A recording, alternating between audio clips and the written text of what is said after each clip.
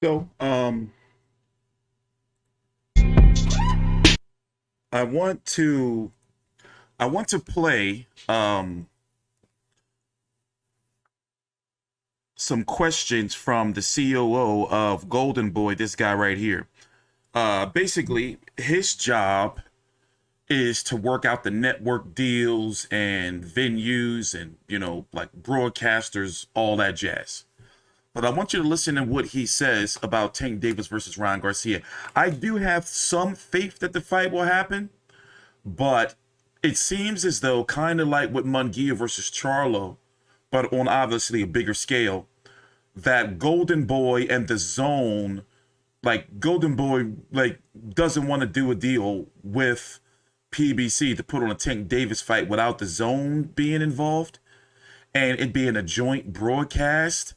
Like, how would that work? For example, does it make sense to you to watch the fight on the Zone, where when they do pay-per-views, you pay 21 something like that a month if you're doing month to month, but you get the pay-per-views for $60 like they're going to do with Canelo versus Golovkin. But if you don't have a DAZN subscription and you buy through your cable provider, which is going to be broadcast by DAZN, it's going to be $79.99. Showtime pay-per-views, in particularly Tank Davis fights, are they $74.99 or $79.99? I don't remember. I believe they're $79.99. So how does that look to pay for two broadcasters? Now think about it. They both have different ways that they do things. Where if you buy through the Zone, they have their own broadcasting team. If you buy through Showtime, they have their own broadcasting team. Is this the type of fight where they come together like Fury, Wilder versus Fury 1, 2, and 3, or in particular like 2, where they bring the PBC Showtime team and the ESPN team together? This is not that type of fight, and I believe that some political broadcaster mumbo jumbo bullshit that fans don't care about is really what's going to stop the fight, like it has many times, and almost like we barely got Mayweather Pacquiao. Les Moonves of CBS, had, if you don't know the story, go look it up. We barely got it.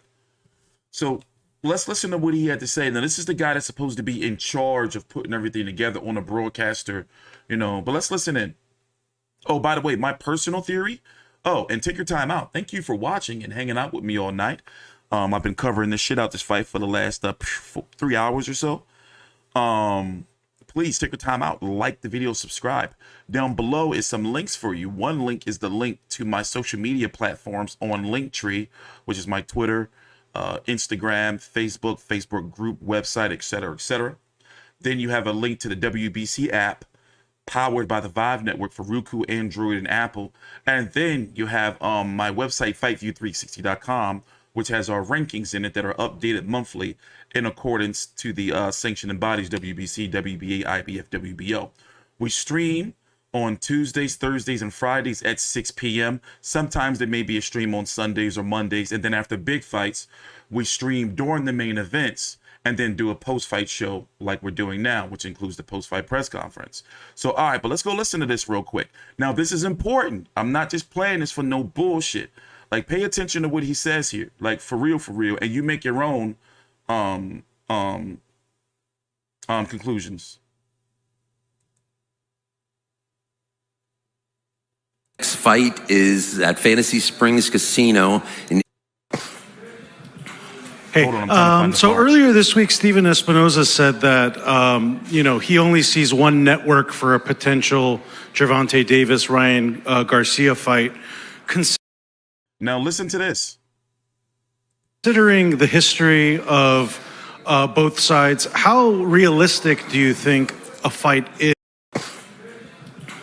Hey, so earlier this week, Steven Espinoza said that, he only sees one network for a potential Gervonta Davis-Ryan Garcia fight. Considering the history of both sides, how realistic do you think a fight is, considering the business has to make sense as well? It's very realistic. I like Steven Espinoza. He used to work for Golden Boy, so like we've known him for a long time. He's a you know, anything could Thanks for happen. the super chat, Trey. I hope everybody here writes about it, do the fight, but there's no way we're going to just do it without DAZN involvement. I mean, DAZN's been with us. DAZN helped us build Ryan. You know, how would it be if, you know, you just take him away and, you know, to do an exclusive with Showtime? I mean, Showtime has done split broadcasts, so there's absolutely no reason why, you know, they shouldn't do it this time. You know, it doesn't make sense, and, you know, and it's not going to happen. It's going to happen with DAZN involved. Absolutely. And just in regard to one of your other fighters, it was reported today that Siniesa Estrada is no longer with Golden Boy. So right there, like, does that give you any faith, you know, that the fight would happen? You know, with him saying something like that, that's like, you know, no matter what, the zone has to be involved. I don't know, man. You know, and then with the way Ryan Garcia has been talking, you know, as if he's like kind of calling the shots. For example, Tank Davis fought. In fact, let's go look at his resume a little bit. Ugh. Yeah, Tank Davis has fought at 140 pounds, 27-0 with 25 KOs, 27 years old. Last fight, grudge match against Rolly Romero, in which, as you can see, it was a pretty close fight going into the knockout. Isaac Cruz, a lot of people felt, not me, you know, that Tank Davis lost that fight. I thought that Tank Davis won. You know, a close fight, 115, 113, 116, 112, you know, even was cool with me. Mario Barrios, he really, you know, like needed to really pick up the pace, especially with that open scoring. It was open scoring, wasn't it? I believe it was. This was at 140 pounds, but Mario Barrios was the weakest link at 140 pounds of like the top guys. That's no secret. And he was coming off of a fight against Bakhtir Akhmedov, who just so happens is fighting for a vacant belt. But Bakhtir Akhmedov, I thought, had beat Mario Barrios, and he had broke his jaw.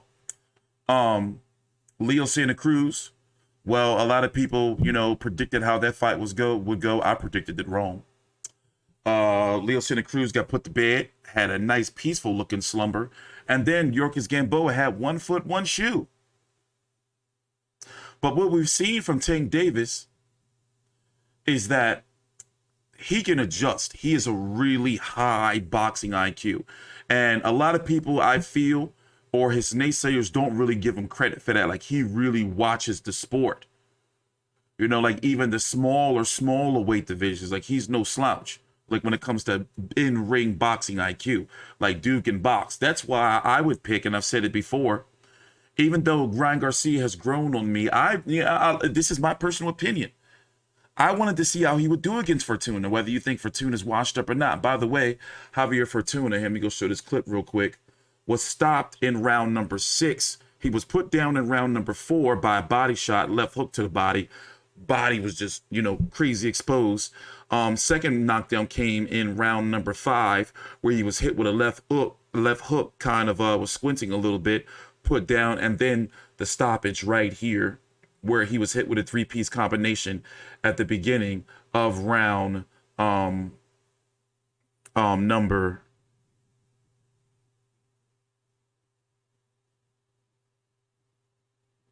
I gotta be careful because the zone, they be ODing, man, and they really don't like you showing their fucking highlights, even though it's legal. But guess what? People want to throw, and he caught him with a left hook again. That's how he got knocked out. But I believe that, you know, 60-40, Tofungus, 60-40, you know, in favor of Tank, or would you do 55-45? Here, you know what? Since you guys are here, and it's going to give me a chance to play this other Ryan Garcia clip for you guys. If you didn't get to see the end of the Zone broadcast, he did an interview with the Zone team, basically talking about the details of the fight.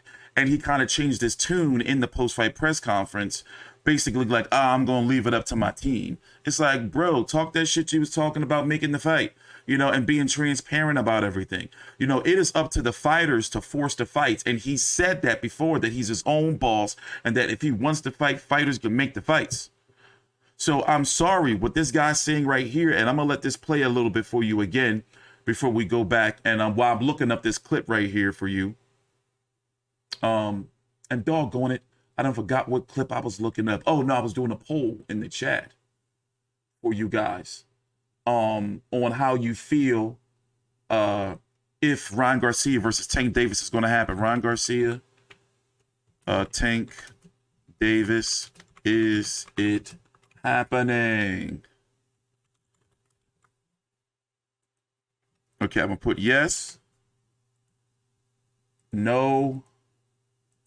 I'm gonna put I don't give a fuck as one, and I'm gonna put hopeful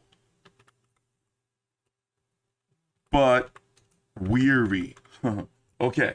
Let me know how you guys feel about that poll, and then I'm gonna read it in about 5 minutes as I'm looking up this Ryan Garcia clip for you. Let's go listen to this guy. You know, he only sees one network for a potential Springs Casino in Indio operations, and I get the venues and put the networks together, but now this is important what he's about to say. Thanks to Hampton, the best in boxing. Thank bro. But listen to this. Once again, this is the COO of Golden Boy. He's responsible for the network deals, broadcasters, and venues and things like that. So his word kind of holds some weight. But listen in. Davis has fought at 140 once. I don't think so. Thank you for coming. Okay, hold on. One more. Robert, how you doing? Keith Heidig from BoxingScene.com. Do you expect that Ryan has now said, he said it in the ring, that he's not going to fight at 135 pounds anymore, that he's going to fight strictly at 140. Do you expect that to be a potential obstacle to making the Tank Davis fight, even though Davis has fought at 140 once? I don't think so. Listen, and they're going to have to come together on the weights. They're going to have to so many moving parts with this. I mean, I'm sure there were a lot of people were waiting for tonight's fight, for tonight's results. I'm sure Tank was watching, and everybody else they wanted to see. I think Ryan made a statement tonight. So I think it's just going to be, we'll see. I mean, I really just can't comment more on the weights and so forth. It's, I'm the COO, I handle operations, and I get the venues and put the networks together, but when it comes to the putting all of the fights together, that's more of an Oscar, Eric, Robert Diaz, and so forth. So basically, he's the money broadcaster guy. But listen in. He's going to go a little bit deeper. Hey, Robert, Gabriel Avila, Round by Round Boxing. I've got a sort of different kind of question. Just Golden Boy was very crucial, had a big potential hand a couple years back in setting up programs. Dates as we can. Anything could happen. I mean, I hope everybody here writes about it. It is considering the Ryan Garcia. Any other questions? Oh, Manuk. Hey, so earlier this week, Steven Espinoza said that, he only sees one network for a potential Gervonta Davis-Ryan Garcia fight. Considering the history of both sides, how realistic do you think a fight is, considering the business has to make sense as well? It's very realistic. I like Steven Espinoza. He used to work for Golden Boy. So, we've known him for a long time. He's anything could happen. I mean, I hope everybody here writes about it, do the fight, but there's no way we're going to just do it without DAZN involvement. I mean, DAZN's been with us. DAZN helped us build Ryan.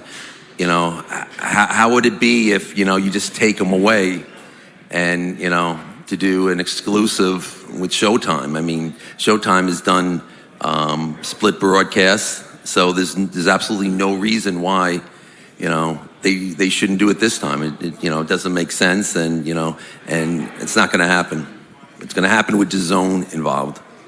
Absolutely. And just in regard to one of your other fighters, it was reported today that... So yeah, that's some pretty damning shit right there. And in what capacity does the zone have to be involved? Let's go listen to what Ryan Garcia had to say. In this clip, for those who didn't see it, that was on the zone broadcast after the fight. Let me turn it up. 40. I'm gonna fight Tank Davis if he wants it. Fight comes, would you drop their fight? Obviously, Gervonta can go up to 140. We've seen him do that before. Is it complete no-no at 135, or if the right fight comes, would you drop the extra 5 pounds to go back down there? No, I'm never going back down to 135. I'm gonna stay at 140. I'm gonna fight Tank Davis if he wants it at 140, and if he doesn't, then I'll go fight some 140 pounders. But he's gonna want to do it. There's too many people that are gonna be, there's gonna be riots if he don't want to do it. So I know that I'm committed to it, and I told everybody that's my heart. That's where my heart's positioned, and I'm not gonna waver for nobody. And I went to his fight to tell him, let's get it. He told me himself, I'm next, so let's get our people together. Let's make the fight happen. I have no ego. I just want to get it on and show the people that I'm way better than you, and I'm gonna whoop your ass and make it look easy. This fight was contracted at 135 originally, yes. Correct? And then so did this like speed up the process of you moving to 140? Yes. Has this been a plan for a while? 100%. No, it hasn't been a plan, but it's just how things played out. It's how things played out because he couldn't make 135. And I was like, what? All right, whatever. I didn't want to cancel the fight. Yeah, of course. So I said, let's do 140. Yeah. Because I'm big, you know what I mean? It's not like I'm little. So we did it, and I'm like, well, I'm way comfortable here. There's really no need to go back down to 135. Let's get the big fights going. I'm sure Devin can't make 135 either. Let's be honest. That dude is big too. Just no little guy either. No, none of us are going to be at 135. Let's be real. None of us are going to be at 135. That's 140, 147. I said you were being you're being the trendsetter by being the first. Nobody wants to be the first to lead the weight class. Because everybody's going to say you're running. Yeah. No, I'm not running. Just come on. I think on tonight's performance, he isn't running. He isn't running. Finally, look, we all want Gervonta Davis. I think everyone wants to see Gervonta Davis next. If not, we saw a host of names at 140. Josh Taylor, Teofimo Lopez. That's who I fight. You just want the tough ones. He wants Gervonta or Teofimo. Boom, boom. We're not here to play around. We're not playing around anymore. I'm sorry, I didn't mean to speak for you. No. You know me well, then. You know me well, because I was going to say the same thing. I'm not here to lolly-da. You know what I mean? I'm not here to play games. I'm here to really just beat the guys I want to beat. I know I could beat these guys. I see it in my head. I know what they could do, and I will beat these guys. I know I will. I could see it. It's just right there. I'll put it together. I have the game plan and run it up on them. That's it. Finally. I'm not saying it'll be easy, but I'm saying that if I put in the work and the time, the effort, and I use the wisdom I'm blessed with, I will beat these guys. For sure. Finally, Ryan, look, we're desperate to see you fight and stay busy. You fought Emmanuel Tagoe 3 months ago. A fight now. Can we see you again before the end of the year? Do you think? Yeah. No matter what, I want to fight in December. I said 3 times this year. I'm, committed to be a man of my word. All you have in this life is your words and your balls. So I ain't gonna break them for nobody. You have both of them, sir. Ryan Garcia, fantastic performance. Okay, so here's my thoughts. From a business standpoint, you do have to understand where the zone is coming from, where they put all this promotion, this guy, build him up, and been his platform, and they say like, no, we're not going to let him go to another platform, sell out their shit, possibly lose, then have to come back, and we not get, our beaks wet or, like some type of compensation.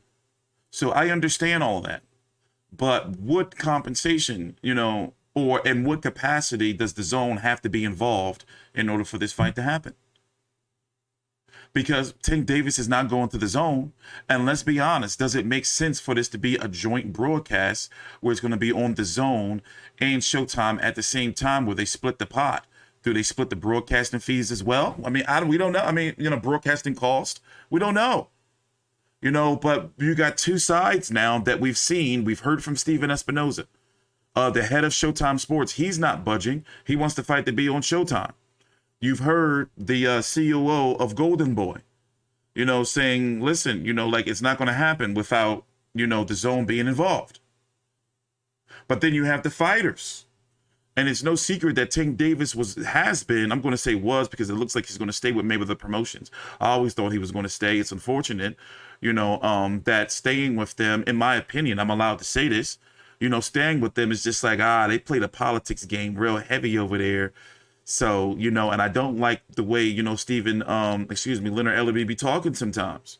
You know, like kind of talking down to the fans a little bit, pretty much telling us we're going to buy whatever they put out. That shit can be a little off-putting.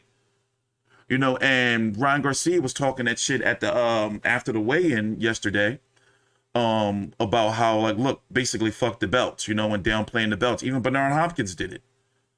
You know, so I did see all this stuff, and it's like thinking about, like, damn, what about the old school fans like us that we care about those belts and that type of shit? I mean, I understand the politics, you know, about it be a little bit too much, but at the same time, Tank Davis versus Ryan Garcia has a shit ton of politics. So Oscar De La Hoya has already said he's going to do everything he in his power to make it happen. He said it this Thursday at the final press conference. But then he went on to throw a shot at Al Heyman, who manages, promotes, advises, or whatever, the head of, you know, and founder of PBC. He went and threw a shot at him talking about, you know, he likes to stop fights and everything. And then you have Ryan Garcia telling Tank Davis, who's the A side, what was going to have to happen at 140. So you know what Tank Davis and his team going to do. They're going to say, no, now we definitely going to make him fight at 135 now. You know, unless Tank Davis is like, nah, you know what? I want a little bit extra weight. Let's make it 136, 137. But I don't see that. I think they're going to try to make this shit at 135 because he's saying, like, he the A side, 140. It's just right now, you know, I'm on the fence when if I see the fight happening next, you know, in December when both of these fighters want to return. According to the poll that's in the chat right now, when 146 people voted, 36% say yes, they believe the fight is going to happen. 33% say no. 12% says they don't give a fuck. And 18% says they're hopeful but tired. Well, hopeful but weary. Haney Cambosos 2 is supposed to be happening in October. Teofimo Lopez is returning on August the 13th. By the way, I update the boxing schedule. Down below in the chat. Look down below. I mean, not down below in the description box. So click that description if you're watching on your phone, and then you'll see that I put the boxing schedule. Here, I'll show it to you. I put the boxing schedule down there.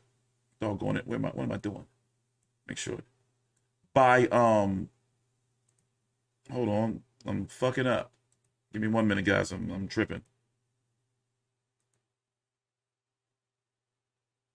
Hold on.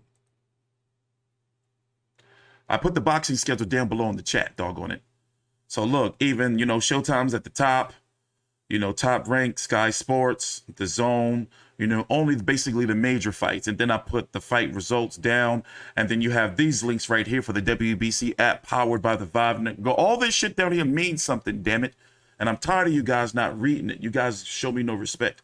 My boxing rankings and this link right here, which I'm putting in the chat, is the link to my social media. All right. It's not even done. What the hell with it?